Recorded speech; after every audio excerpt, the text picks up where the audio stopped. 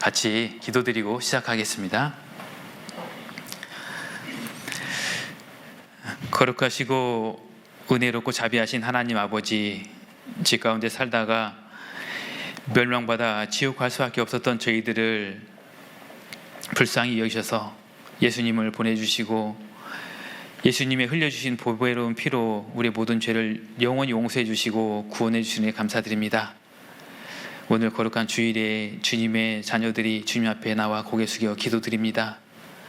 한 주간 세상에 살면서 더러워진 마음과 손과 발을 씻고자 주님 앞에 나왔습니다. 저희의 죄 있음을, 연약함을 주님 앞에 고백합니다. 주님의 자비와 긍휼로 깨끗이 씻어 주시옵소서.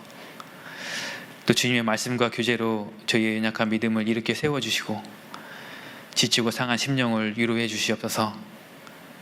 주님이 주시는 새로운 힘으로 죄악된 세상 속에서 승리하는 삶을 살 수 있도록 지켜주시고 도와주시옵소서. 주님, 또 오늘 사정이 있어서 참석하지 못한 지체가 있다면 어느 곳에 있든지 주님의 빛과 향기를 나타낼 수 있도록 마음과 발걸음을 인도해 주시옵소서. 다음에 꼭 참석할 수 있도록 모든 형편과 여건도 살펴주시기를 기도드립니다. 주님, 또 해외에서 복음 전하시는 선교사님들과 그 가족들을 위해 기도드립니다. 낯선 환경과 음식들, 문화에 잘 적응할 수 있도록 도와주시고 코로나 시기에 또 건강과 안전을 지켜주시기를 기도드립니다. 또한 설교에 필요한 언어의 은사도 덧입혀 주시고 현지의 신실한 일꾼들을 더 많이 세워주심으로 그분들을 통해서 주님의 능력의 말씀이 전해져서 교회를 든든히 세워주시기를 기도드립니다. 항상 주님께서 함께 역사해 주시기를 간절히 기도드립니다. 주님, 또 이 시간 우리 담임 목사님 또 부천교회에서 말씀을 전하십니다. 주님께서 한 주간 집회로 함께 해주신 것처럼 오늘 또 귀한 말씀으로 함께 해주시옵소서. 또 오늘 주일 말씀이 전해지는 곳마다 주님의 능력의 말씀으로 함께 해주시옵소서. 예수님 이름으로 기도드립니다. 아멘. 예, 성경 신명기 25장 4절 말씀 보시겠습니다.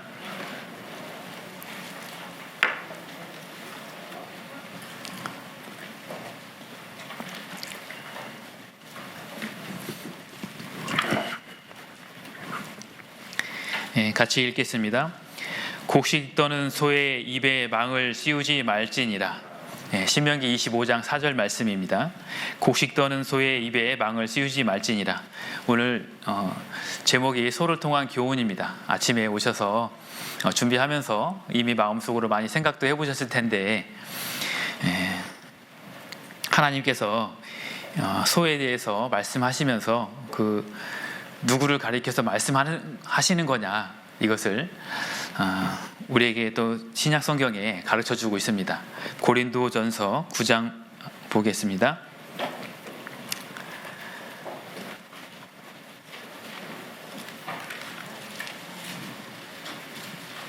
고린도전서 9장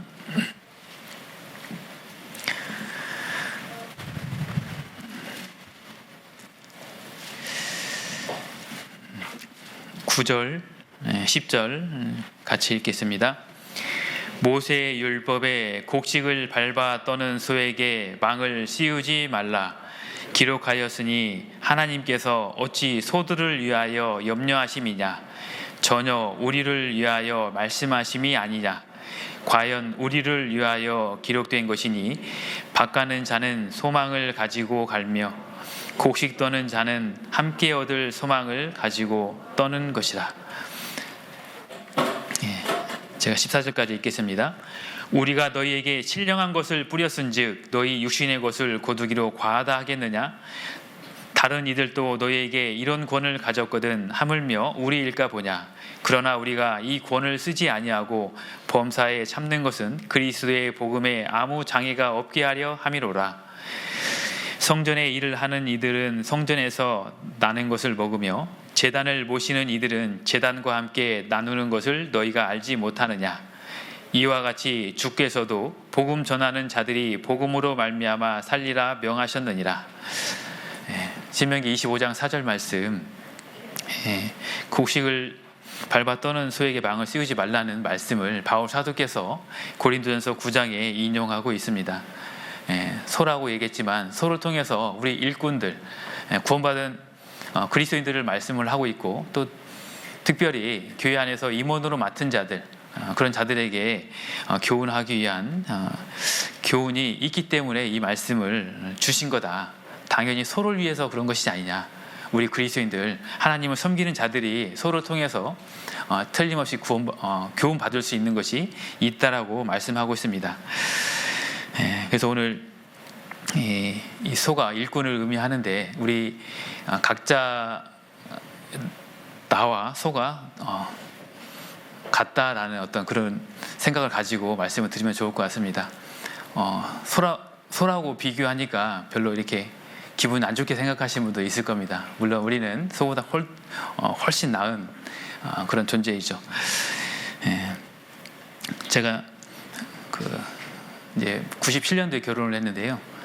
그때 결혼할 때 이제 이것저것 준비하면서 이제 자매하고 다니면서 준비를 하는데 티코 타고 왔다 갔다 하면서 준비를 했습니다. 그때 자매가 묻더라고요. 아직 결혼을 하지 않은 상태로 준비하는 과정이었습니다. 결혼하면서 어떤 말씀으로 기도하고 있냐, 결혼을 준비하면서 이렇게 기도했던 말씀이 뭐냐라고 묻더라고요. 그래서 제가 대답을 해야 되잖아요. 그런데 남편들아, 아내 사랑하기를 그리스도께서 교회를 위하시고 자신을 주심같이 하라. 너무 좋은 말씀이죠. 이렇게 대답했으면 얼마나 좋았겠어요. 또 두 번째, 한 사람이면 패하겠거니와 두 사람이면 능히 당하나니 삼겹줄은 쉽게 끊어지지 아니하느니라. 우리 너무 잘 알고 있는 말씀이죠. 이렇게 얘기했으면 또 얼마나 좋았겠어요. 그런데 저는 갑자기 떠오른 말씀이 소가 없으면 구유는 깨끗하려니와 소로 인하여 얻는 것이 많으니라. 이 말을 막 갑자기 제가 암송을 해줬습니다. 그리고 지금까지도 가끔 바가지를 긁히고 있습니다. 내가 손주하냐고. 근데 성경에 보면은 소는 굉장히 충성스러운 짐승이고, 우리에게 유익을 많이 주고 우리에게 교훈을 많이 주는 그런 짐승입니다. 하나님이 짐승에게 물어보라고 했잖아요. 그러면 그들이 너희를 가르칠 것이다, 너희에게 대답할 것이다 하고 말씀했는데, 우리가 한번 소를 잘 관찰해보고 그 특징을 통해서 얻을 수 있는 게 있습니다. 저희 자매는 소처럼 오늘 아침도 저에게 밥을 차려줬습니다. 성실하고 충성스럽게 자기에 맡겨진 일을 잘 합니다. 너무 저보다도 훨씬 훌륭한 자매라는 생각을 지금도 하고 있습니다. 그래서 청년들은 좋은 말씀을 암송을 하고 있다가 대답을 해줘야 될 것 같아요. 소의 특징이, 소는 주인을 알아봅니다. 임자를 알아본다고 했죠. 소를 사다가 이제 밥을 주고 일을 시키지만, 집에서 일을 계속 시키는데도 불구하고 소 말뚝을 뽑아놓으면 자기 집을 찾아갑니다. 그래서 하나님도 그 이스라엘 백성들, 하나님을 떠난 이스라엘 백성들에게 말씀으로 책망을 하고 있는데, 소는 그 임자를 알고 나귀는 그 주인의 구유를 알건만 이스라엘은 알지 못하고 나의 백성은 깨닫지 못하는도다. 주인을 안다는 것은 너무도 중요한 거죠. 구원받은 그리스도인이 나의 주인이 누굽니까? 구원받기 전에는 내 인생은 내 거라고 이렇게 살았어요. 그런데 말씀을 들으면서 창조주 하나님을 알게 되고, 하나님께서 나를 만드셨구나, 내 영과 혼과 몸을 다 만드신 분이 하나님이구나, 그 만드신 분이 주인이지 않습니까? 그것을 깨닫게 됩니다. 구원받고 신앙생활 하면서 더욱 그 마음으로 우리가 신앙생활 해가는 거잖아요. 진정한 주인을 아는 거죠. 그러니까 소가 임자를 아는 것처럼 우리도 주님을 주인으로 모시고 살아야 되는데, 우리는 그것을 망각할 때가 있다는 거죠. 그래서 하나님께서 이 짐승들을 가지고 교훈을 해주는 거예요. 짐승은 본능이라는 게 있잖아요. 항상 본능에 의해서 하나님이 프로그램 해놓은 대로 이렇게 움직이거든요. 그 본능을 거역하는 것은 거의 없습니다. 그런데 사람은 쉽게 이제 잊어버리는 거죠. 그래서 그 짐승들을 볼 때마다 우리에게 이게 교훈을 받으라고 하는 겁니다. 가장 중요한 것이 우리가 구원받고 믿음이 있는데 정말 나의 주인은 하나님이시다라는 것을 믿는 거죠. 나의 모든 것은, 나의 주신 모든 것은 하나님 것이다. 우리가 살면서 가장 배은망덕하다 생각하는 것이 뭐냐면 자식이 부모의 받은 그 은혜를 잊어버릴 때, 그냥 불효자가 나중에 다 늙어서 노래를 부르잖아요. 불효자는 운다고. 부모님이 떠나고 나면 불효자는 항상 그 마음속에 그 후회를 하고 눈물을 흘립니다. 그 부모의 그 은혜를, 부모의 사랑을 거역하고 또 배반한다면 그것만큼 배은망덕한 그런 것은 없을 겁니다. 우리가 잘 알고 있듯이 다윗의 아들 중에 가장 배은망덕했던 게 누굽니까? 압살롬이죠. 왕위를 찬탈하고 그 후궁들을 욕을 보이고 그런 끔찍한 그런 죄를 저지르는 거죠. 부모로부터 받은 그 은혜에 완전히 배은망덕한 모습입니다. 이스라엘 백성들도 가나안에 가서 먹고 살만하니까 살이 쪄서 여수린이 살찜에 발로 하나님을 차버린 겁니다. 하나님 없이도 살 수 있다고. 하나님을 떠나서 다른 신에게 경배하는 그런 모습, 그 임자를 알지 못하는 모습이죠. 선지자들을 보내서 계속해서 그런 것들을 책망하는 모습입니다. 그래서 창조주 하나님을 우리가 정말 마음속에 깊이 새기고 나의 주인은 주님이시다. 그래서 주님 이렇게 부르잖아요. 주인님 그 뜻이죠.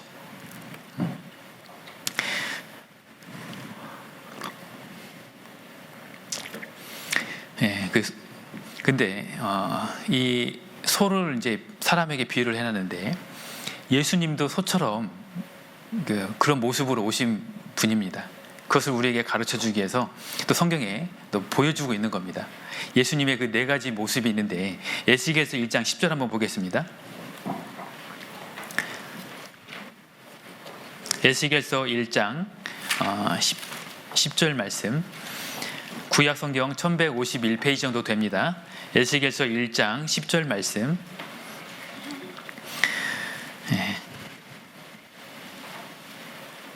같이 읽겠습니다.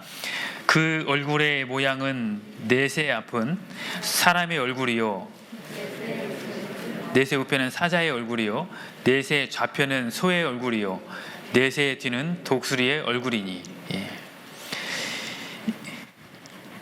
그 그룹들의 모습이 있는데, 네 생물이 있는데, 요한계시록에도 동일하게 이 네 천사들, 하나님을 가장 가까이서 섬기는 그 천사들의 모습 속에서 그 모습이 주님의 모습을 투영하고 있다는 거죠. 주님의 모습을 반영하고 있는 겁니다.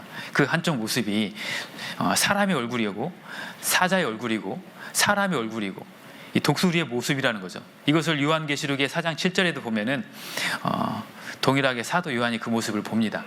이것은 또 사복음서의 모습이라고 할 수 있는데,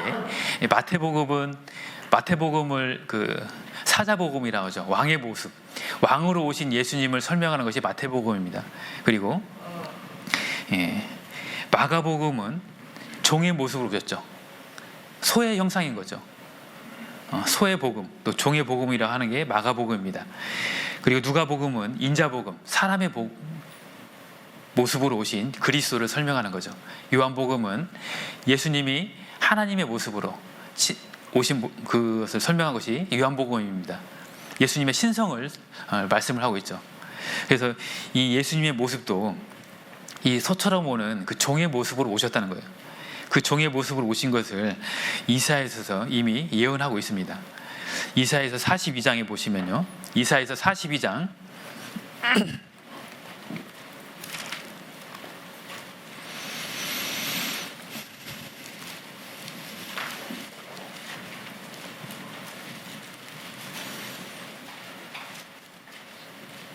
이사야서 42장 1절 제가 읽겠습니다. 이사야서 42장 1절, 내가 붙드는 나의 종, 내 마음에 기뻐하는 나의 택한 사람을 보라. 나의 택한 사람이 예수님을 얘기하고 있습니다. 3절 4절에 보면 그 예수님이 상한 갈대를 꺾지 아니하며 꺼져가는 등불을 끄지 아니하고 진리로 공의를 베풀 것이며, 그는 예수님은 쇠하지 아니하며 낙담하지 아니하고 세상에 공의를 세우기에 이르리니.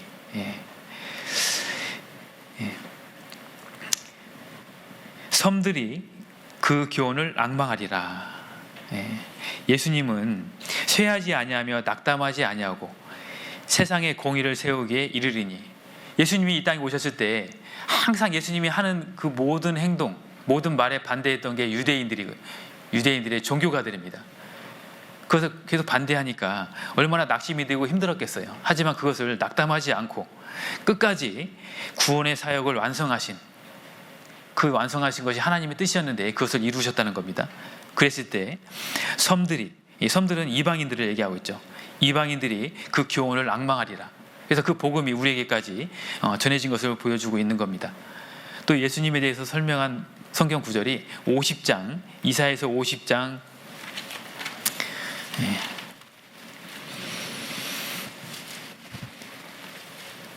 이사야서 50장. 예수님이 실제로 공생의 사역을 하셨던 모습을 우리가 잘 알고 있는데 그 모습이 이미 예언되어 있는 내용이죠. 4절부터 8절까지가 또 예수님의 모습입니다. 제가 먼저 읽겠습니다. 주 여호와께서 학자의 혀를 내게 주사 나로 곤핍한 자를 말로 어떻게 도와줄 줄을 알게 하시고 아침마다 깨우치시되 나의 귀를 깨우치사 학자같이 알아듣게 하시도다. 주 여호와께서 나의 귀를 열으셨으므로 내가 거역지도 아니하며 뒤로 물러가지도 아니하며 나를 때리는 자들에게 내 등을 맡기며 나의 수염을 뽑는 자들에게 나의 뺨을 맡기며 수욕과 침뱉음을 피하려고 내 얼굴을 가리우지 아니하였느니라. 주 여호와께서 나를 도우심으로 내가 부끄러워 아니하고 내 얼굴을 부싯돌같이 굳게 하였은즉 내가 수치를 당치 아니할 줄 아노라. 이 내용은 직접적인 것은 예수님에 관한 이야기고 간접적으로는 이사야의 일꾼된 그 모습, 직접적인 것은 예수님에 대한 내용을 설명하고 있는 겁니다. 예수님 그 수염을 뽑고 예수님 뺨을 치고 침뱉음을 당하고 하지만 그 얼굴을 부싯돌같이 하고 아주 부싯돌같이 했다는 것은 아주 묵묵히 그 뜻을 다 이뤘다는 겁니다. 그 임무를 하나님께 부여받았는데 어떠한 어려움이 있을지라도 그것을 끝까지 그 임무를 다 완성했다라는 말씀이 부싯돌같이 내 얼굴을 부싯돌같이 굳게 하였은즉 그것을 끝까지 다 이루셨다는 내용이죠. 그래서 예수님은 요한복음 17장 4절 말씀에도 아버지께서 내게 하라고 주신 일을 내가 행하고 다 이루었다. 그래서 아버지를 이 땅에서 영화롭게 했다라고 말씀하고 있거든요. 예수님은 종으로 오셨어요. 소의 모습은 종의 모습이잖아요. 그래서 이 마가복음은 그 종의 복음이기 때문에 족보가 없고 그 내용을 보면 곧이라는 단어가 많이 나오고 곧 즉시. 그러니까 제자들 불렀을 때 곧 즉시로 순종하고 따라가는 그 모습들이 있는 겁니다. 우리에게 이 소를 통해서 교훈 받는다는 것은 너무 이렇게 슬퍼할 필요 없이 예수님도 종처럼 오신 거예요. 소의 모습으로. 그죠? 근데 우리도 주님의 멍에를 메고 있습니다. 구원 받을 때 주님의 은혜와 사랑으로 구원을 받았고 주님이 우리에게 또 명하신 많은 일들이 있습니다. 그런데 예수님은 또 뭐라고 말씀하셨냐면 마태복음 11장 28절 30절 말씀을 잘 많이 암송하고 있을 거예요. 수고하고 무거운 짐진 자들아 다 내게로 오라. 내가 너희를 쉬게 하리라. 나는 마음이 온유하고 겸손하니. 예수님이 그랬어요. 나는 마음이 온유하고 겸손하니 내 멍에를 메고 내게 배우라. 예수님이 이미 온유하고 겸손한 멍에를 맸던 거죠. 그 멍에를 메고 묵묵히 종처럼 순종했는데 그 멍에를 구원받은 사람들도 그 메고 같이 가자는 겁니다. 내 멍에를 메라고. 그래서 소가 멍에를 메는 것처럼 우리도 동일하게 그 멍에를 메고 있는 겁니다. 멍에를 맸다는 건 뭐예요? 계속 그것을 위해서 살아가야 된다는 거죠. 주님의 모습을 닮아가야 되는 거죠. 주님 그 보좌 옆에 있던 그 내 생물이 주님의 형상을 반영하고 투영하고 그 모습으로 있는 모습을 그 이사야도 봤고 에스겔도 봤고 사도 요한도 봤던 겁니다. 그래서 이 멍에를 맸던 사람들 중에 대표적인 일꾼이 있어요. 그 일꾼이 누구냐면 예레미야입니다. 예레미야는 40여 년 동안 그 멍에를 메고 사역을 하다가 결국은 또 죽임을 당했죠. 예레미야 애가 보겠습니다. 예레미야 애가 3장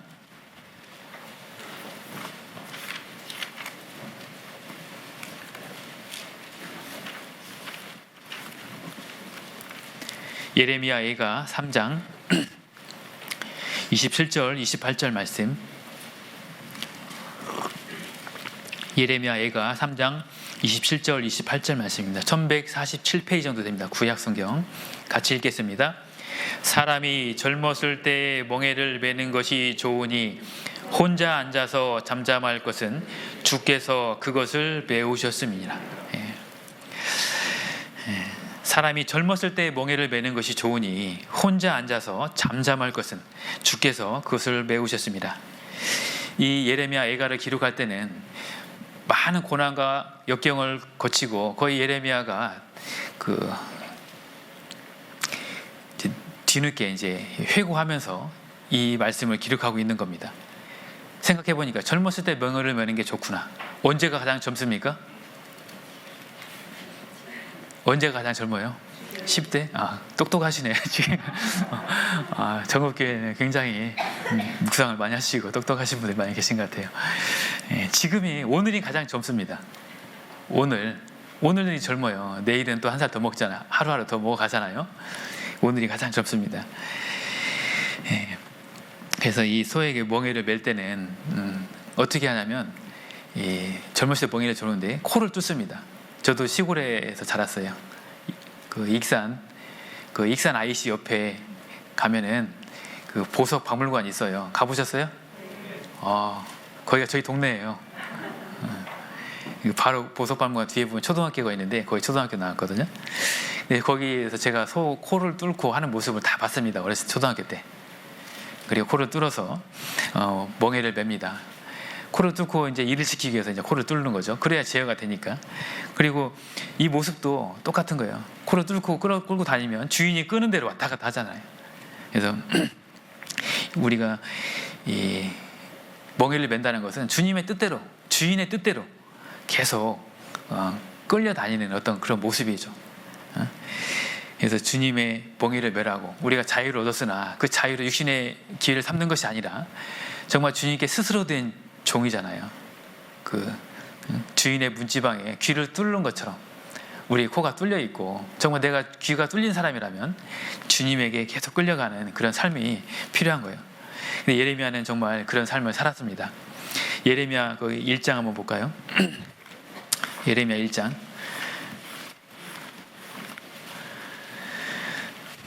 예레미야가 멍에를 맸는데 예레미야 1장 구약 1050페이지 1장 5절에 보면 제가 읽겠습니다. 내가 하나님이 부르고 있는 거죠. 내가 너를 복중에 짓기 전에 너를 알았고 네가 태어나서 나오기 전에 너를 구별하였고 너를 열방의 선지자로 세우느라 하시기로. 그러니까 내가 너를 열방의 선지자로 세웠다. 하나님이 예레미야를 선택해서 이제 일꾼으로 딱 세웠다는 겁니다. 그러면은 기분이 어때요? 좋아요? 하나님 기쁩니다 이래야 되잖아요. 내가 선지자로 택해 주셨으니까. 코 뚫고 막 일 시키려고 하면은 소가 좋아할까요? 싫어하죠.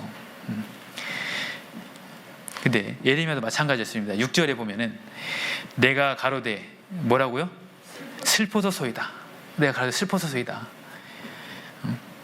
정말 감사합니다. 기쁩니다. 이런 말이 나와야 되는데 슬프다고 얘기하는 거예요. 왜?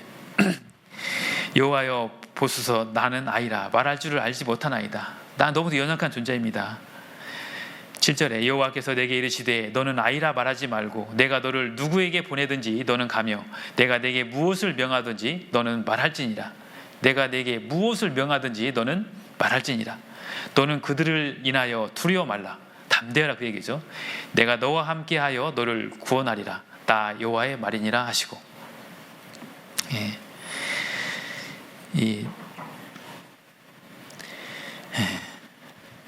나 같은 사람은 주님 앞에 아무것도 할 수 없는 그런 사람입니다. 이렇게 하면서 이렇게 슬프다고 하나님께 얘기했습니다. 이 사역자로 일한다는 게, 그러니까 주님의 일꾼으로 부르심 받아서 주님이 종된 것처럼 주님의 종으로서 산다는 것은 너무 힘들잖아요. 그것을 알았기 때문에 그렇게 했지만 하나님께서 함께 해주시겠다고 약속하셨고 이제 사역자 부른 겁니다. 근데 가장 힘든 게 뭐예요? 예레미야는 주님의 멍에를 메고 살았는데, 몸이 힘든 것은 우리가 어느 정도 또 몸으로 견딜 수 있는데 마음이 힘들 때가 있잖아요. 예레미야도 당연히 사역자로 불러서 일을 하고 있는데 마음이 힘든 거예요. 어떤 게 힘드냐면 이스라엘 백성들에게 하나님 말씀대로 계속해서 회개하라고 돌이키라고 외쳤지만 그들은 아무도 돌이키지 않고, 또 죄를 짓고 있는 그 악인들이 더욱 형통하고 잘 되는 모습을 보니까 자기는 너무 힘든데, 이게 이제 마음이 힘든 겁니다. 12장 1절에 보겠습니다. 예레미야 12장 1절에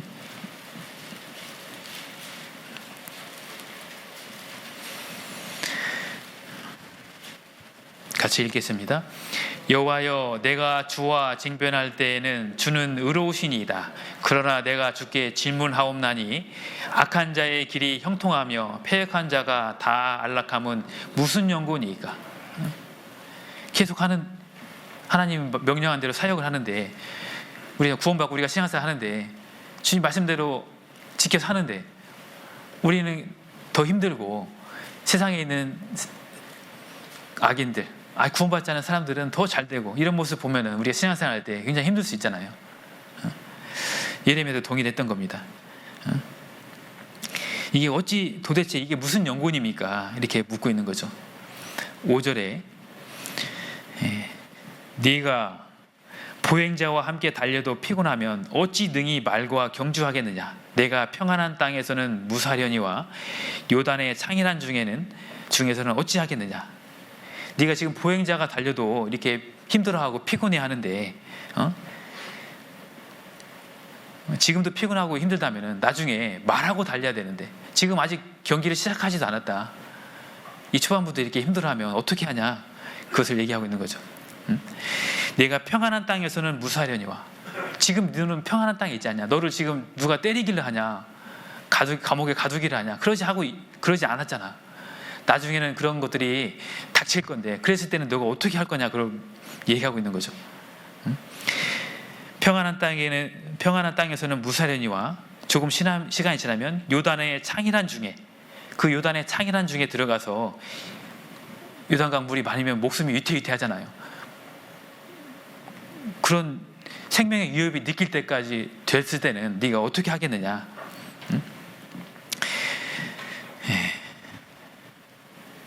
그러니까 힘내라, 정신 차려라, 그렇게 얘기하고 있는 겁니다. 15장 19절 보겠습니다. 15장 19절.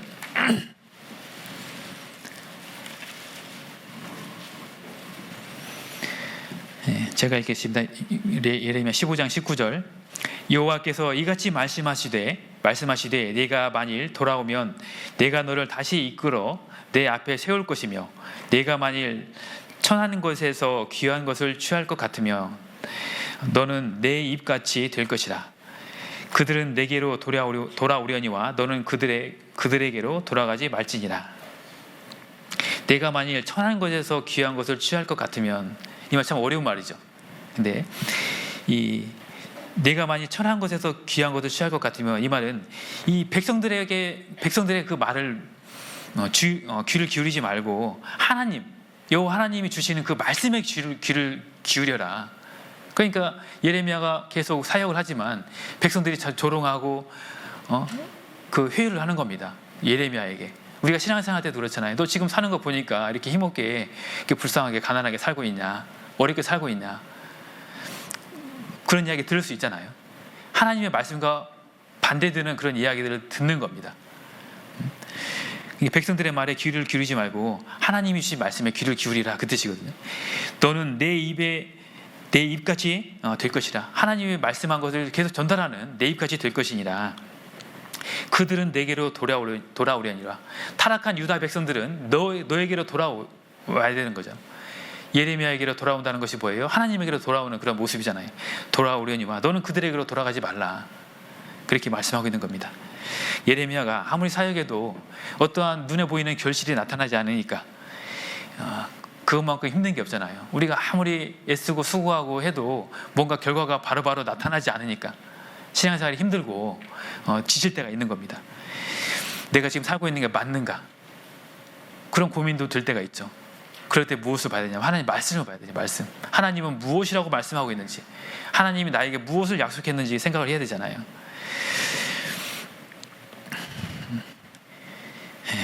그래서 우리가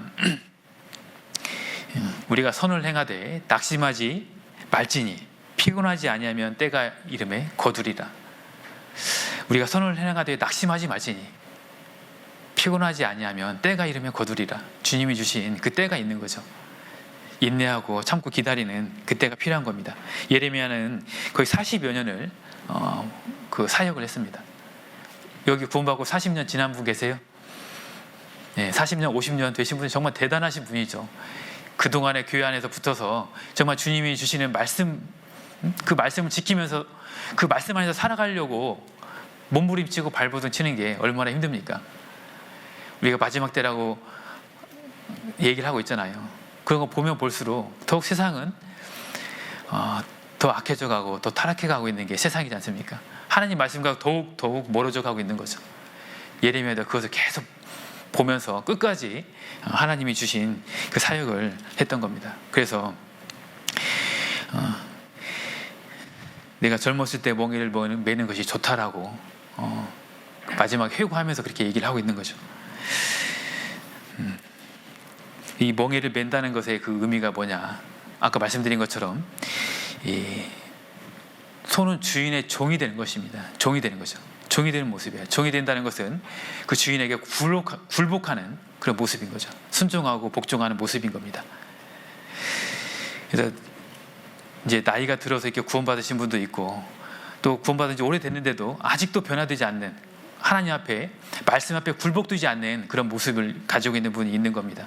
왜 그러냐면 이 너무 오랜 세월 동안 자기의 어떤 생각대로, 자기 방식대로 세상을 살아왔고, 또 신앙생활 하려고 보니까 자기의 그 잘못된 습관들을 버려야 되는데 변하지 않는 그 자기 자신의 모습 때문에 굴복이 안 되고 하나님 말씀에 꺾이지 않는 그런 모습이 있는 겁니다. 예수님은 마음이 온유하고 겸손하신 분이잖아요. 계속 낮아지려고 하고 온유하고 이런 모습이 필요한데 소를 보면 어때요? 묵묵히 살아가잖아요. 이 굴복하는 모습이 필요한 겁니다.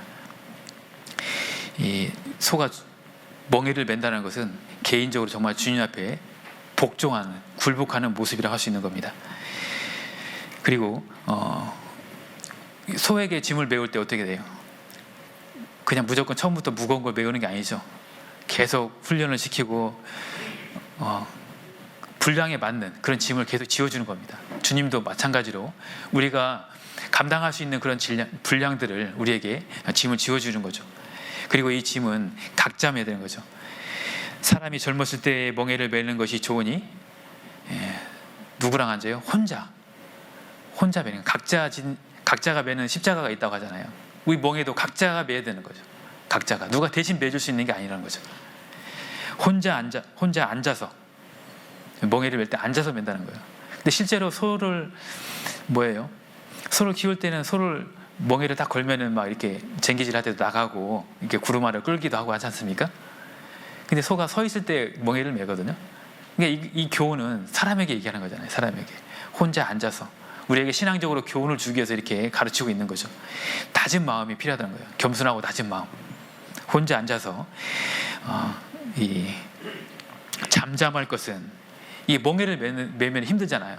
일을 하니까 힘든데 힘들다고 불평 불만을 하고 이렇게 하는 게 아니라는 거죠. 불평 없이 묵묵히 매는 것을 얘기하고 있는 거죠. 불평이 없어야 될 것을 얘기하고 있습니다. 혼자 앉아서 잠잠할 것은 누가 메웠어요? 주께서 메우셨습니다. 주님이 메우신 그 멍이라는 겁니다.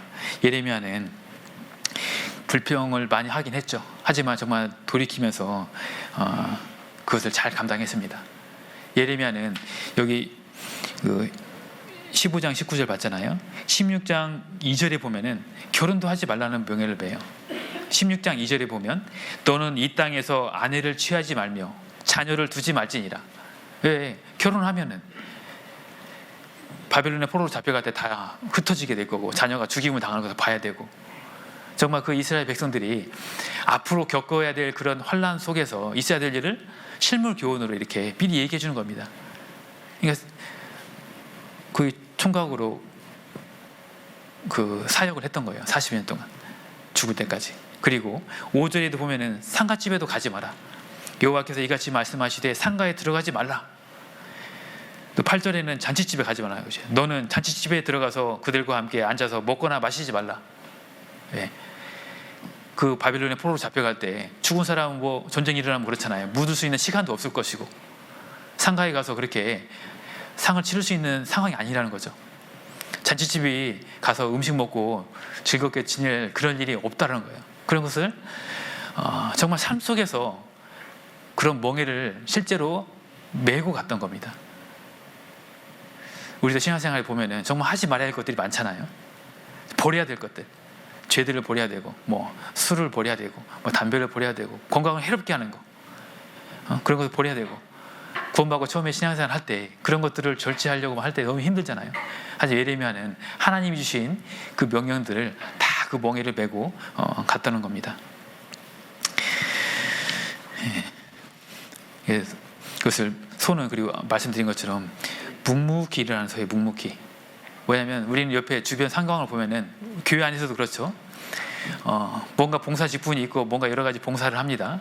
그러면 누구는 열심히 봉사하는데 누구는 열심히 안 해요.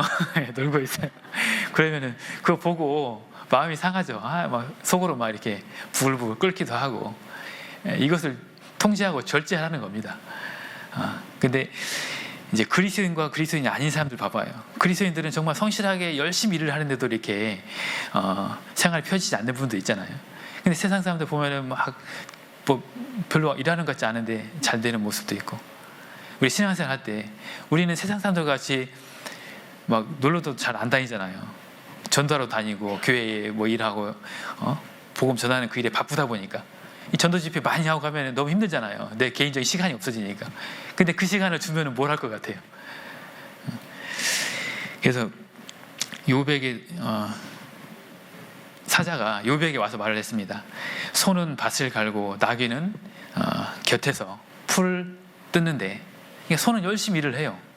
그런데 실제로 그러잖아요. 밭에 염소나 또 나귀 같은 거 뭐 있다 보면 그것들은 열심히 풀을 뜯고 앉아서 쉬고 있어요. 근데 소는 계속 쟁기질하고 뭔가 물건을 실어 나르고 열심히 일을 하고 있는 겁니다. 그렇다고 해서 소가 불평하냐고요. 나 쟁기 하기 싫어하고 나오고 막 펄차부터 뛰고 어디에 도망가냐고요. 그러지 않고 정말 주인의 뜻에 묵묵히 순종하잖아요.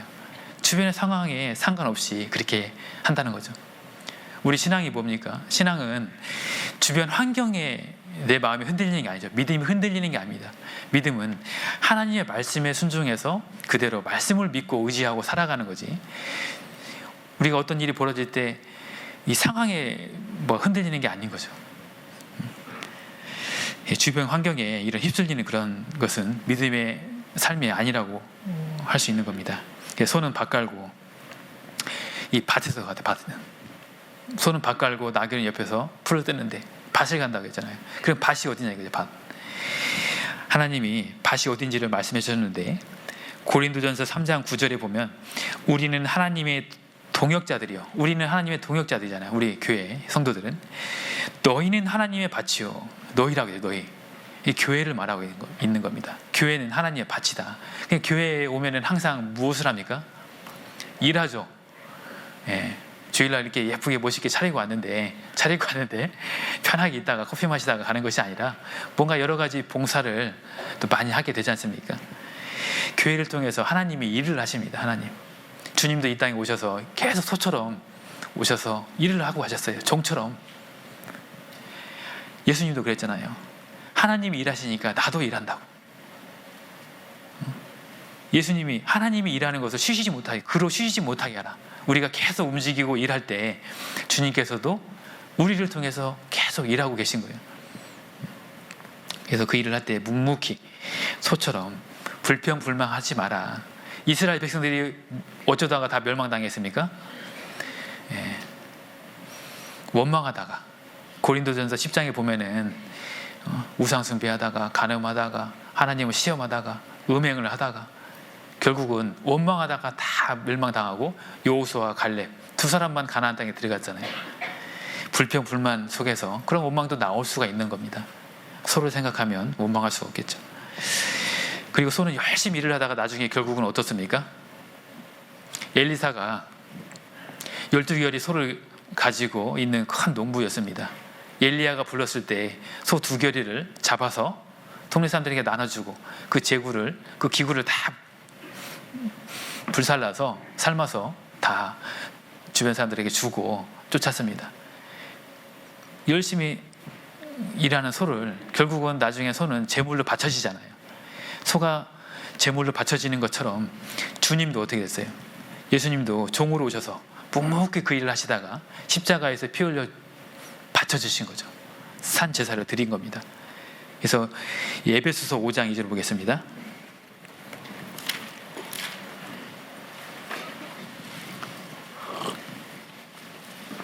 에베소서 5장 2절 말씀. 신약 315페이지. 에베소서 5장 2절 말씀 같이 읽겠습니다. 그리스도께서 너희를 사랑하신 것 같이 너희도 사랑 가운데서 행하라. 그는 우리를 위하여 자신을 버리사 향기로운 제물과 생축으로 하나님께 드리셨느니라. 그는, 예수님은 우리를 위하여 자신을 버리사 향기로운 제물과 생축으로 하나님께 드리셨느니라. 주님은 종으로 오셔서 계속 기도하시고 일하시고 병자들을 고치시고 그렇게 일하시다가 복음 전하시다가 생축으로 하나님께 드리셨습니다.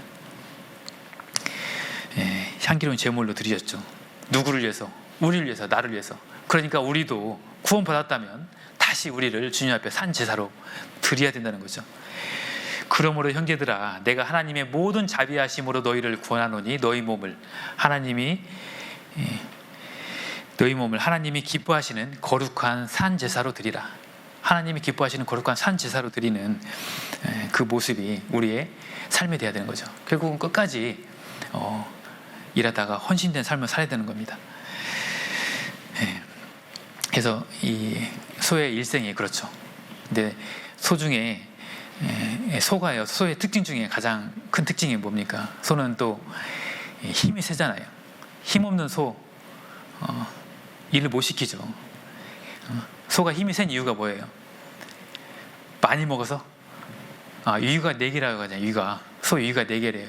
유가 4개니까 많이 먹을까? 물론 저보다는 많이 먹죠. 여물을 많이 먹습니다.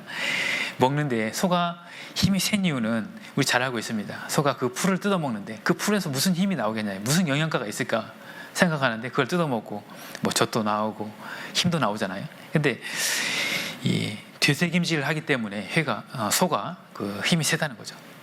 그래서 소의 특징 중에 그 2가지를 또 얘기하고 있는데요.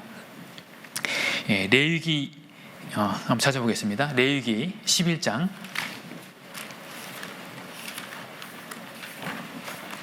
11장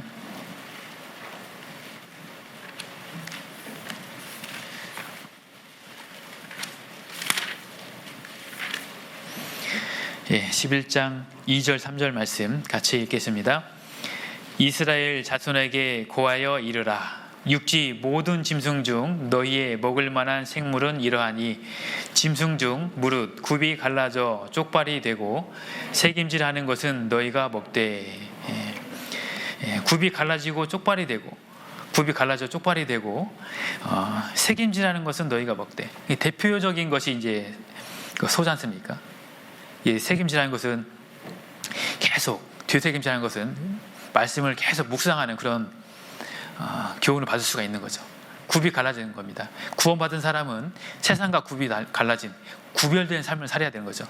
그 구별된 삶을 살기 위해서는 우리가 계속 말씀을 보고 하나님이 나에게 무엇을 요구하시는지를 말씀을 통해서 알게 되고, 그래서 말씀을 따라 살게 되면 계속 그 굽이 갈라집니다. 세상 사람과 구별된 삶을 살 수가 있는 거죠. 이 책임질하고 구별되는 그 대표적인 또 말씀이 시편 1편입니다. 시편 1편에 보면 시편 1편 다 암송하고 계시죠. 시편 1편에 1절 2절에 보면 복 있는 사람은 악인의 꾀를 좇지 아니하며 죄인의 길에 서지 아니하며 오만한 자의 자리에 앉지 아니하고. 복 있는 사람은 구원받은 사람입니다. 복 있는 사람은 악인의 꾀를 좇지 아니하며 죄인의 길에 서지 아니하며 오만한 자리에 앉지 아니하고. 이게 굽이 갈라진 모습이죠. 구별된 모습입니다. 근데 2절은 뭐냐? 오직 여호와의 율법을 즐거워하여 그 율법을 주야로 묵상하는 자로다. 주야로 낮이나 밤이나 계속 그 말씀을 묵상하는 삶. 그게 되새김질이죠. 그 되새김질 할 때 그 힘이 나오는 겁니다. 그래서 이 말씀을 묵상함으로 인해서 이 주는 유익이 있어요. 우리가 말씀을 계속 듣고 묵상함으로 인해서, 첫째는 우리가 구원받을 때도 말씀을 통해서 성경을 통해서 구원을 받게 됐죠. 구원에 이르는 지혜가 있게 한다고 했잖아요. 그리고 그 구원받은 사람의 영혼이 다시 소성되는 거. 내가 지금 신앙이 너무 힘들고 메말라 있고 말씀을 들어도 정말 은혜가 안 되고 내가 신앙생활을 하는지 마는지 좀 힘들다, 이런 분 말씀을 먹어야 되는 거예요. 말씀을 계속 말씀을 먹어야. 소가 풀 뜯어 먹을 때 가래 뜯어 먹습니까? 저희가 볼 때는 막 이 풀도 먹고 저 풀도 먹고 많이 먹잖아요. 물론 독초는 안 먹도록 하나님이 지혜를 준 것 같아요. 근데 여러 가지 풀을 막 뜯어 먹습니다. 근데 그게 섞여서 힘으로 나오잖아요. 우리도 밥 먹을 때 여러 가지 먹잖아요. 그런데 그게 결국은 우리 몸에 힘으로 나와서 우리가 활동할 수 있는 것처럼 말씀을 계속 먹다 보면 그 영혼이 소성게 되는 거죠. 그리고 말씀을 먹으면 이 마음이 넓어집니다. 내 마음이 좁아져 있다면 마음이 넓어져요. 그리고 말씀을 계속 보면은 그 시야가 넓어지는 거예요. 내가 지금 코앞만 보는 것이 아니라 정말 천국에까지 멀리 볼 수 있는 그런 안목을 갖게 되는 거죠. 무엇이 좋은 것인지 그것을 볼 수 있는 영의 눈이 밝아지고 그 마음이 넓어집니다. 그리고 곤란 중에 위로를 받을 수가 있어요. 곤란. 내가 지금 힘들고 어렵고 핍박받고 어려움이 있다면 말씀을 보십시오. 말씀을. 성경을 읽으면 나에게 위로가 돼요. 고난을 받았던 사람 중에 가장 고난받은 사람이 누굽니까? 바울. 바울도 엄청난 고난 받았죠. 매를 맞고 죽었다가 살아나기도 하고. 근데 욥기 성경을 보면은 욥이 많은 고난을 받았잖아요. 자기 소유의 소와 양 다 잃어버리고 자기 10명의 자식이 다 죽어버리고 자기 몸에 병이 들고 엄청난 고난이 있었잖아요. 그 고난이 있을 때 욥은 말씀을 받다는 거예요. 말씀을. 그래서 그 고난이 결국은 이게 징계로 인한 고난이 아니라 하나님이 나를 연단하고 단련하기 위한 고난이구나, 이것을 깨닫게 된 거예요. 말씀을 봤을 때. 그래서 고난 중에 하나님이 주시는 그 위로를 받을 수가 있는 거죠. 욥기 성경 찾아보겠습니다. 욥기 23장.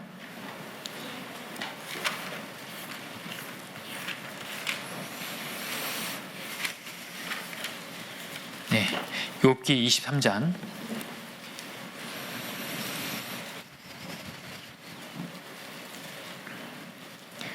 욥기 23장 제가 읽겠습니다. 욥이 고난이 오니까 3절에 내가 어찌하면 하나님 발견할 곳을 알고 그리하면 그 보좌 앞에 나아가서 그 앞에서 호소하며 변백할 말을 입에 채우고. 그러니까 자기가 너무 고통스러우니까 하나님을 만나고 싶은 거예요. 하나님을 만나서 찾아보고 하나님께 좀 묻고 싶다, 여쭤보고 싶다, 이런 간절한 마음이 있었던 거예요. 그랬는데 그런 고난 어려움이 있었죠. 여기 11절 12절 같이 한번 읽어보겠습니다. 내 발이 그의 걸음을 바로 따랐으며 내가 그의 길을 지켜 치우치지 아니하였고 내가 그의 입술의 명령을 어기지 아니하고 일정한 음식보다 그 입의 말씀을 귀히 여겼구나.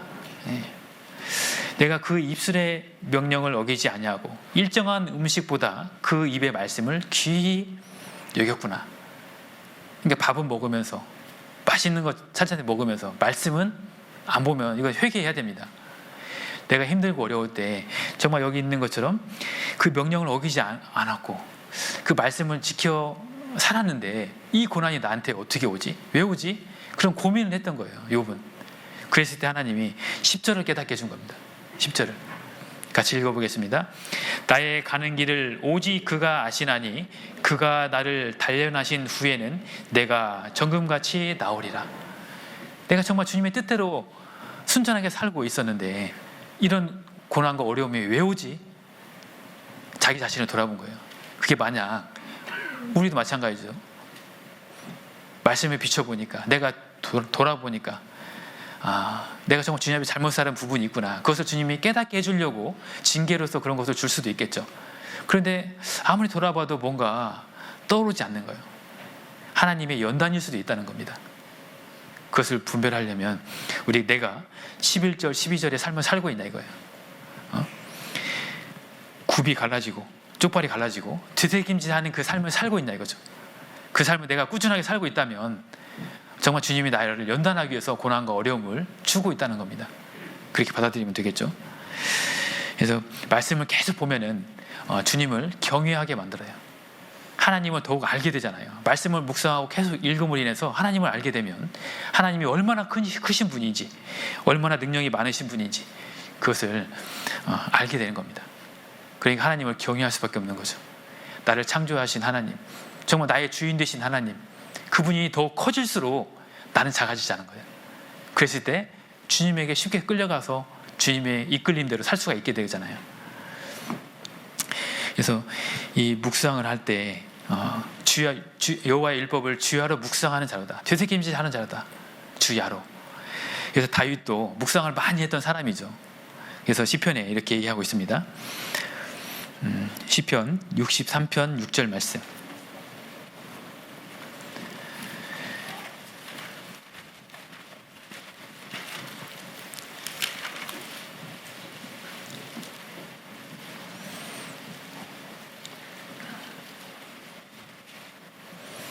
시편 63편 6절 말씀 같이 읽겠습니다.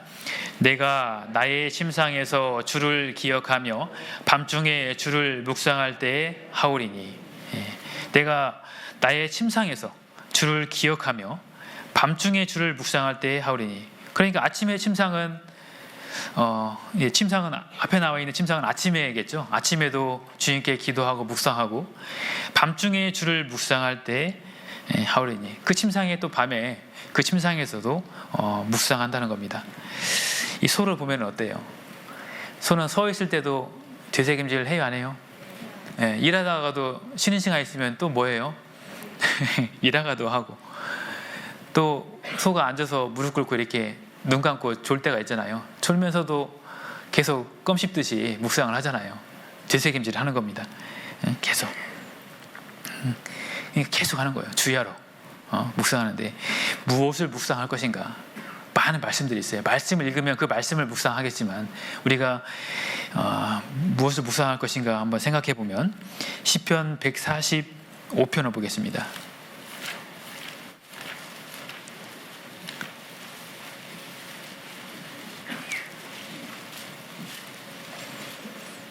(145편) 구약 906페이지 정도 됩니다. 145편 5절 말씀 같이 읽겠습니다. 주의 존귀하고 영광스러운 위엄과 주의 기사를 나는 묵상하리이다. 주의 존귀와 영광스러운 위엄과 이 하나님이죠. 하나님의 모습입니다. 우리가 하나님에 대해서 묵상을 해야죠. 여기 3절에 보면 여호와는 광대하시니 크게 찬양할 것이라. 그의 광대하심을 측량치 못하리로다. 광대하신 하나님, 내 마음에서 정말 하나님이 커져야 되죠. 나의 전부가 돼야 되잖아요. 하나님이 점점점 하나님 묵상해서 나의 전부가 하나님이 돼야 되거든요. 이 말씀은 곧 하나님이시잖아요. 그러니까 우리가 말씀을 읽고 묵상하는 것이 하나님의 뜻과 계획, 나에게 주고자 하는 그 영의 양식을 다 주는 거거든요. 하나님을 묵상하는 겁니다. 주의 기사를 나는 묵상하리이다. 하나님이 나에게 베풀어 주신 게 뭐냐고요. 모든 것을 계획하시고 나를 창조하시고 계획하시고 나를 구원에 이르게까지 인도해 주시고 구원해 주신 것, 주님이 하신 일, 주님이 하신 놀라운 일이 있다는 거예요. 구원의 놀라운 일. 그것을 묵상을 하는 겁니다. 앞에 한 장 넘기면 143편 5절 말씀이 있어요. 같이 한번 읽어보겠습니다. 내가 옛날을 기억하고 주의 모든 행하신 것을 묵상하며 주의 손의 행사를 생각하고. 내가 옛날을 기억하며, 우리는 과거가 있고 현재가 있잖아요. 내가 구원받기 전에 정말 못 살았던 거 다시 그렇게 가면 안 되잖아요. 애굽으로 다시 돌아가면 안 되잖아요. 그리고 구원받았던 거, 구원받았을 때 얼마나 기뻤는지, 또 구원받고 잘 사는 것도 기억날 거고, 내가 징계받은 것도 기억날 거고, 옛날을 기억하고 주의 모든 행하신 것을 묵상하며, 주님이 나를 통해서 또 우리 교회를 통해서 정읍교회 몇 명 안 모이다가 이렇게 크게 또 성장시켜 주시고, 여기를 통해서 계속해서 구원받게 하는 그 역사를 나타내 주시는 그 하나님, 그 하나님을 묵상해야 한다는 겁니다. 그 율법을, 그리고 말씀을 읽고 묵상할 때 정말 하나님은 더 알기를 원하고 말씀을 더 깨닫기를 원하는 그런 마음으로 우리가 묵상을 해야 되는 거죠. 그래서 오직 여호와의 율법을 즐거워하여 그 율법을 주야로 묵상하는 자로다. 그렇게 주야로 묵상할 때 우리가 악인의 꾀, 오만한 자의 자리에 앉지 않는 거예요. 악인의 꾀에서 벗어날 수가 있는 겁니다. 세상에는 세상 권세 잡은 자 마귀가 주관해 가고 있잖아요. 그 속에서 우리가 살면서 계속해서 세상에 나오는 어떤 미디어나 이런 것들을 접하고, 소식들, 뉴스만 보면 짜증나 죽겠어요. 좋은 건 안 나오잖아요. 뭐 선행을 하고 누가 뭐 도와주고 이런 것들은 거의 안 나옵니다. 100개 나오면 1개 나올까 말까 하죠. 근데 그걸 보면은 정말 세상이 어떻게 돼가 점점점 개인주의로 돼가는, 개인주의. 이 세상에 주는 개인주의, 가옥에 가옥을 더하고 전투에 전투를 더하는데 다 홀로 거하려고 하는 거. 그들에게 화가 있다고 했잖아요. 근데 그리스도인들도 그러면 안 된다는 거예요. 그리스도인들도 코로나 시기에 다 각자 집에서 말씀을 듣다 보니까 그냥 뭐 누구하고 부딪힐 일도 없잖아요. 솔직히 싸울 일도 없고, 집에서 있는 사람하고만 싸우면 되죠. 형제자매라고 부딪힐 일이 없는 거예요. 그러니까 아이고 편하다, 아이고 뭐 조용하고 좋네. 근데 그게 아니잖아요. 계속 남에게, 개인주의가 뭡니까? 그냥 남에게 피해 안 주려고 하는 게 개인주의예요. 근데 그게 자칫하면 이기주의가 되어가는 거죠. 근데 말씀을, 교회 안에 악인이, 악한 꾀, 사탄이 주고자 하는 것은 개인주의인 거예요. 개인주의. 세상은 점점점 개인주의로 갑니다.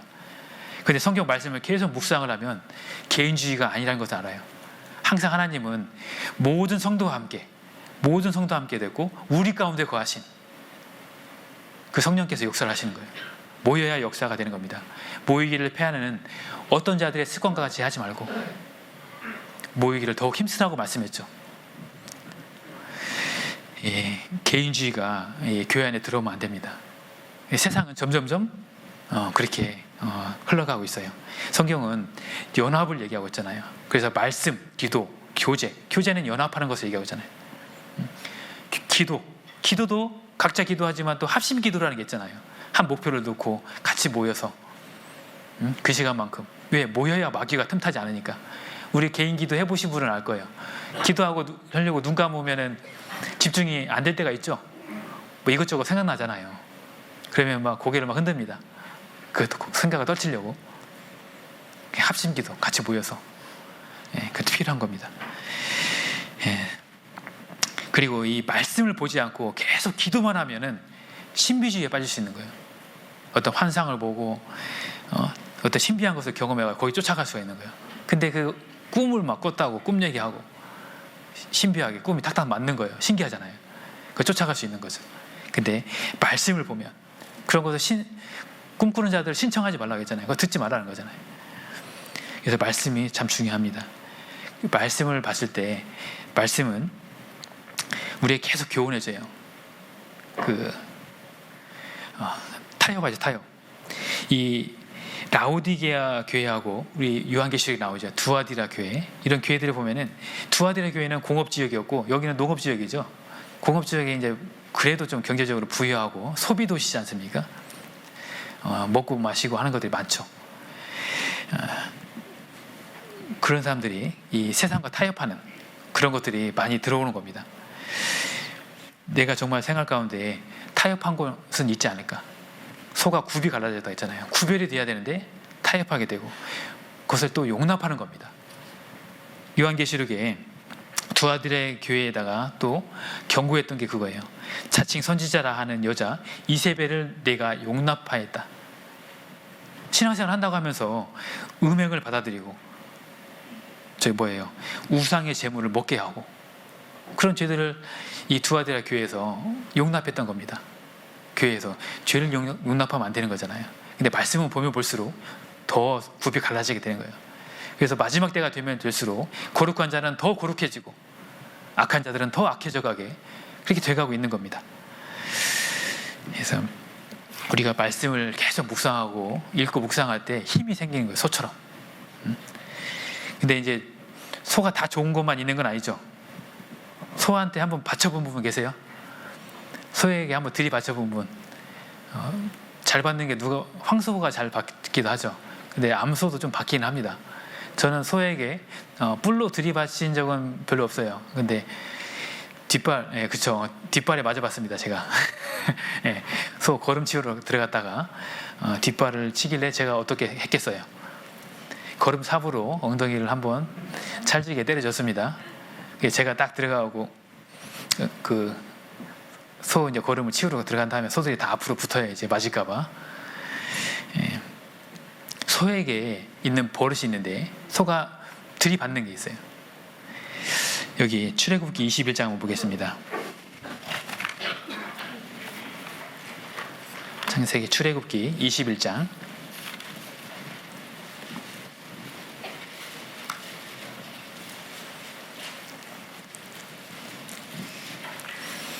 출애굽기 21장 29절 말씀.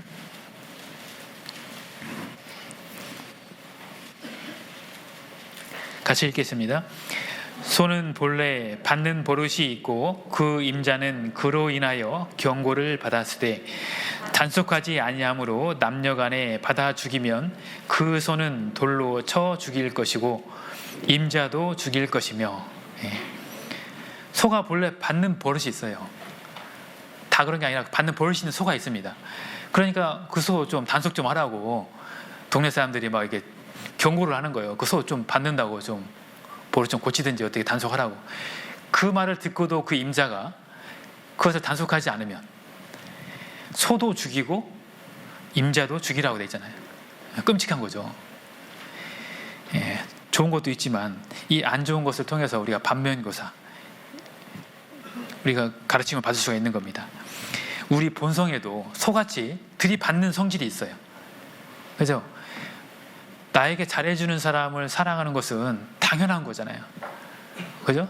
나에게 잘해주는 사람에게 잘 대해주는 건 당연한 거예요. 근데 나를 욕하고 헐뜯고 막 핍박하는 사람이 있어요. 근데 그러면 그 사람도 같이 헐뜯고 같이 핍박하고 그게 주님의 가르침이 아니잖아요. 너희를 위해서 핍박하는 자를 위해서 기도하라. 원수를 사랑해라. 이렇게 가르쳐 주셨는데 나에게 아직도 나에게 잘하는 사람만 잘 대해주고 나에게 조금 껄끄럽게 잘 못하는 사람에게는 똑같이 당해보라고 똑같이 되갚아주는 들이받는 성질이 있다는 거예요. 그것을 안다면 우리가 기도하려고 눈 감으면 그런 게 떠오르지 않아요? 아, 내가 오늘 또 말실수했네. 내가 또 한번 들이받았네. 들이받을 때는 속이 시원해져. 근데 아니에요? 들이받고 나오니까 집에 가서 후회하고 아, 내가 또 왜 그랬지? 이런 게 있는 겁니다. 그걸 알면 그것을 통제하고 절제하고 단속하라고 돼 있는 거예요. 육신을 쳐서 복종하라고 돼 있잖아요. 근데 육신의 성질, 죄성이 있는 거예요. 그것이 나올 때 그것을 가만히 내버려 두면 안 되고 단속해야 됩니다. 그러면 그렇게 하지 않으면 이거 소도 죽이고 임자도 죽이라고 했잖아요. 징계가 있을 수 있는 거죠. 예수님은 어땠습니까? 예수님이 그랬어요? 예수님은 욕을 받으시되 대신 욕하지 않았다고 했거든요. 예수님 얼마나 욕을 당했습니까? 그런데 그들을 위해서 주여 저들의 죄를 용서해 주시옵소서. 저들은 저희들이 하는 일을 알지 못하나이다. 끝까지 묵묵히 그 십자가를 짊어지셨잖아요. 우리가 해야 될 일은 정말 더 많은 사람들을 구원하고 건지는 일을 우리가 해야 돼요. 구원받은 성도들끼리 서로 사랑하는 거, 어떻게 보면 이것은 좀 쉬울 수도 있습니다. 그런데 구원받지 않은 이웃들, 가족들, 친척들에게 정말 주님처럼 끝까지 내가 욕을 받되 욕하지 않는, 끝까지 선으로 대할 수 있나, 이랬을 때 정말 한 영혼이라도 더 건질 수 있을 거라는 거죠. 베드로전서 2장 한번 보겠습니다. 베드로전서 2장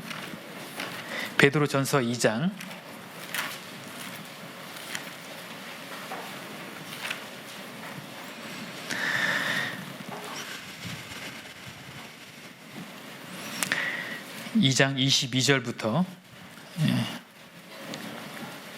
제가 읽겠습니다.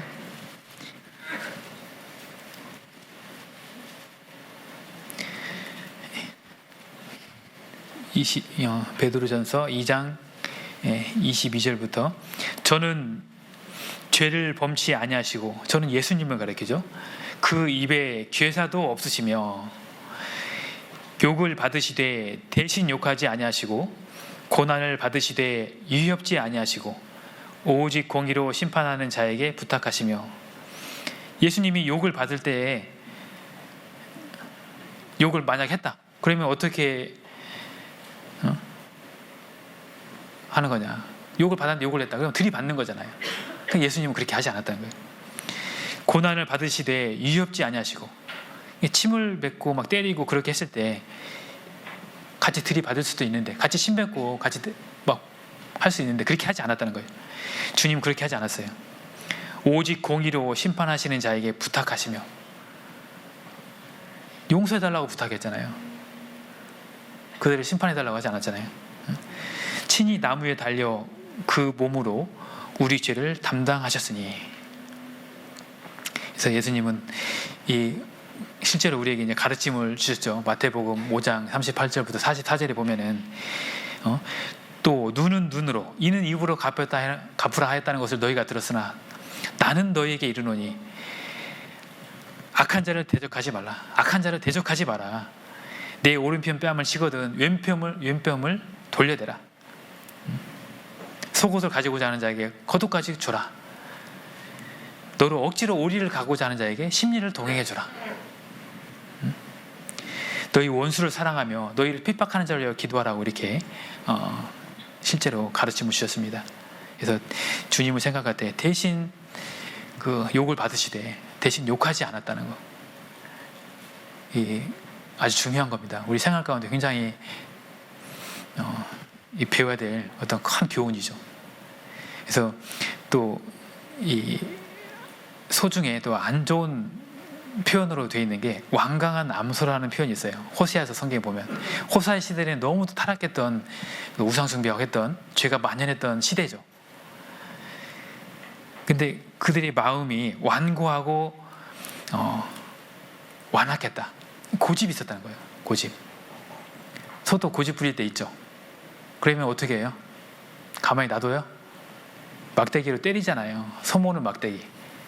성경에 보면은 사사 중에 삼가리, 소모는 막대기로 600명을 죽였죠. 소가 말을 안 들을 때는 소를 다스리기 위해서 막대기가 필요합니다. 우리에게도 우리가 정말 하나님의 가르침대로 살지 않으면 막대기가 있는 거죠. 시편 23편 여호와는 나의 목자시니, 그 목자 되신 주님께서 무엇으로 다스리십니까? 주의 지팡이와 막대기로, 막대기가 나를 안위하시나이다. 주의 지팡이와 막대기. 우리에게 막대기가 없으면 좋겠죠. 아이들은 어때요? 집에 휘철이 이만큼 있으면은 그 휘철이 엄마 없을 때 숨기는 애들도 있죠. 분질러버리는 애들도 있고, 그걸 맞을까봐 무서워서. 그런데 주의 지팡이와 막대기, 소모는 막대기, 이게 있을 때 우리는 안위를 느끼고 행복을 느낄 수 있다는 거예요. 아, 나를 다스려 주니까 내가 정말 주님의 다스림 안에 있구나. 그래서 너희에게 징계가 없으면 사생자여 참아들이 아니니라. 우리가 하나님의 자녀라면 하나님의 징계가 틀림없이 있을 텐데, 그 징계가 있을 때 기뻐요, 슬퍼요? 정말 어떤 분은 다쳤는데도 기부스하고 막 웃으면서 와요. 내가 이렇게 잘못한 게 있는데 정말 바로 징계가 왔다고, 내가 하나님 자녀 맞는 것 같다고. 자녀인지 아닌지 확인하려고 막 일부러 막 뒤에 지어야 돼요? 그럴 수 없는 일이잖아요. 그럴 수 없는 일이라. 내 은혜를 더하려고, 내 기쁨을 더하려고 죄 구할 수 없잖아요. 하지만 하나님의 다스림 안에 있다는 것이 너무 안전한 거잖아요. 주님이 나를 보살피고 있고 나를 가르쳐주고 있고 훈계하고 교육하고 계시다는 거예요. 그것이 행복하다는 겁니다. 그래서 이 소가 들이받는 거, 또 고집 부리는 거, 그리고 소는 일을 해야 되는데 일하지 않는 소는 어떻게 합니까? 뭐 잡아먹든지 팔든지 하잖아요. 그래서 일을 잘하는 소는 정말 보물처럼 계속 주인이 소를 이렇게 보살피고 섬겨줍니다. 그죠? 일 잘할 수 있도록. 그래서 힘든 일을 하고 오면 뭐예요? 막 소죽을 막 이것저것 막 쌀액이라고 하죠. 쌀 막 부스러기 그걸 넣어가지고 죽도 끓여주고 고생했다고. 또 소가 새끼를 낳으면 어떻게 해요? 제가 예전에 초등학교 때 제가 소를 9마리 키웠습니다. 소 밥을 주는 게 제 당번이었어요. 근데 소가 한번 새끼를 낳는데 인공수정을 하잖아요. 소 새끼 3마리 난 거 봐주세요. 예. 소가 새 쌍둥이 났어요. 그러니까 그 면사무소에서 그 직원이 와서, 요즘은 막 쌍둥이 나면은 남양 거기서 분유 갖다 주잖아요. 그것처럼 소 그 사료를 갖다 준 거예요. 인공유라고 해서 죽이지 말고 잘 키우라고. 집에서는 우리 어머니가 뭘 하셨냐면, 소가 그 새끼를 3마리나 나니까 엄마가, 우리 사람이 애 낳으면 미역국 끓여주잖아요. 소에게 미역국을 끓여주는 거예요. 미역 넣고 그 쌀 같은 거 넣어가지고 힘내라고. 뭐예요? 기쁨을 주는 거잖아요. 주인에게도. 저는 뭐 소값이 얼마인지 잘 그때는 뭐 관심 별로 없었으니까 모르는데, 소새끼 3마리 나면 돈 번 거잖아요. 주인에게 기쁨이 되는 거죠. 그러니까 우리가 소를 키우면은 우유도 나오고 또 새끼도 나와야 되잖아요. 그죠? 그 주인에게 기쁨이 되는 거잖아요. 우리도 당연히 정말 일하는 소라면 정말 주님께 새로운 영혼이 탄생되게 하고 정말 사람에게도 유익이 되는 어떤 기쁨을 주는 그 일이 우리를 통해서 계속 일어날 때 주님께 영광이 되고 또 사람들에게도 칭찬받는 그런 삶으로 우리가 살아야 되지 않겠습니까? 그래서 오늘 이 소를 통해서 우리가 교훈을 받아봤는데, 우리가 정말 소처럼 충성스럽게 부지런히 묵묵히 정말 주님이 임자 되시잖아요. 우리의 임자, 주인이시거든요. 그것을 알고 정말 주님이 주신 멍에를 메고, 온유와 겸손의 멍에를 메고 정말 내가 향기로운 제물처럼 정말 산 제사로 드리는 삶, 헌신과 수고 속에서 살아가면 주님이 그걸 몰라주시냐고. 주인 되신 주님이 다 알아주시잖아요. 그래서 우리에게는 이 생과 내생의 소망이 있지 않습니까? 이 생에서 수고했던 것이 천국에서 상으로 갚아주신다는 그 소망이 있어요. 주님 오실 날이 가까운 이때에 우리가 살고 있습니다.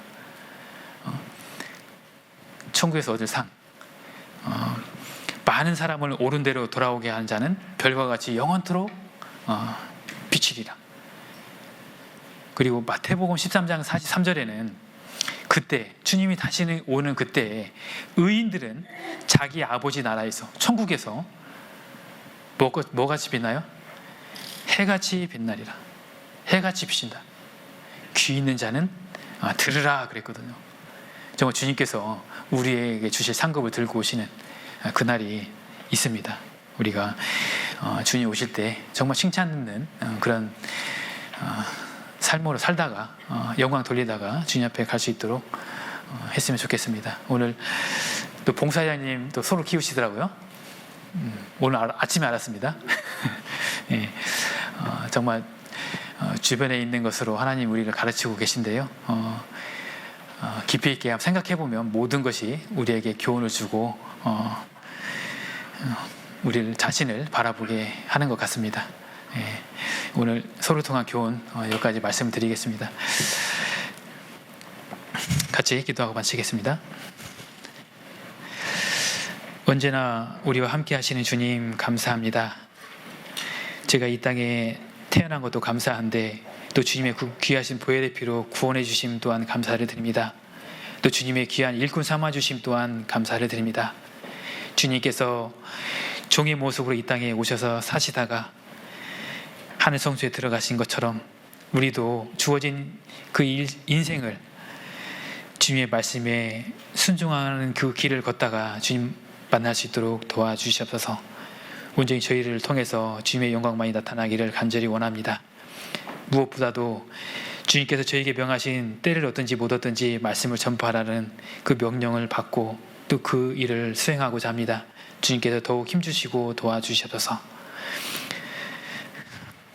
우리 정읍교회에게도 계속 전도할 문을 열어주시고 새로운 영혼들을 붙여주시기를 기도드립니다.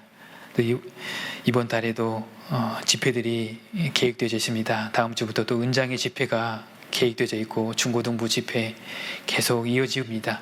주님께서 그 집회 가운데 항상 함께 해주시고 우리 성도님들의 몸과 마음이 함께 참여함으로 주님의 역사가 나타나는 것을 같이 경험하고 기뻐할 수 있도록 도와주셔서 주님,